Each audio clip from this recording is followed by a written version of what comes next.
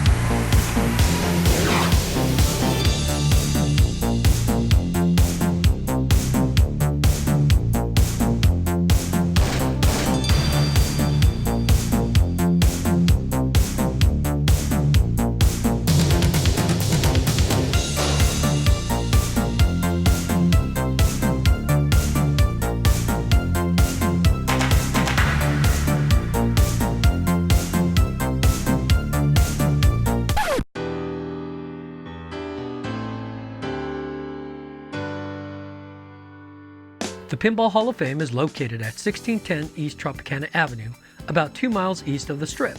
Housed in a 10,000 square foot building, it features over 200 different pinball games, including some classic video arcade games and other novelty machines of the past and present.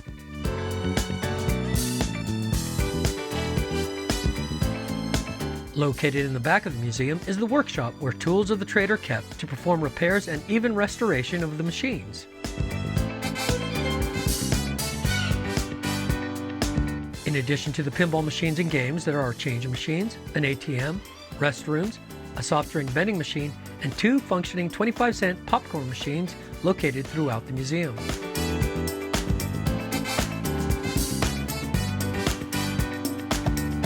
The museum is arranged into multiple sections featuring pinball machines from the 60s through the 80s, those that predate the 1950s, more current pinball games including a Game of Thrones, and along the perimeter are both standing, sitting video games, and the novelty games. The Pinball Hall of Fame is open from 11 a.m. until 11 p.m. Sundays through Thursdays, from 11 a.m. until midnight on Friday and Saturdays. The best part of all is that there is no admission fee. The Pinball Hall of Fame is run by Tim Arnold and his staff of volunteers.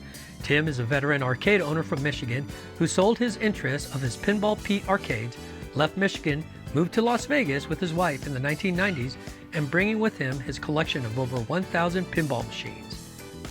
If you'd like to learn more about his history and about the Pinball Hall of Fame, I'll put links down below in the description.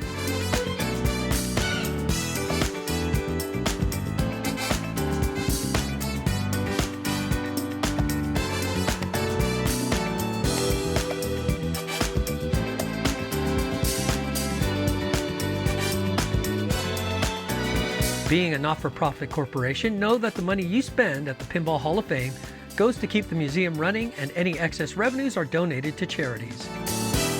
Well, thanks for watching this episode of Las Vegas and Beyond. I hope you enjoyed the Pinball Hall of Fame as much as I did. I think I lost track of time, and it's been over 2 hours, and look at that, I even grew a mustache.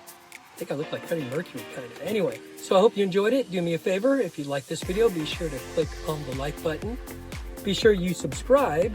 Also ring that notification bell so that way when I upload videos, you will be notified.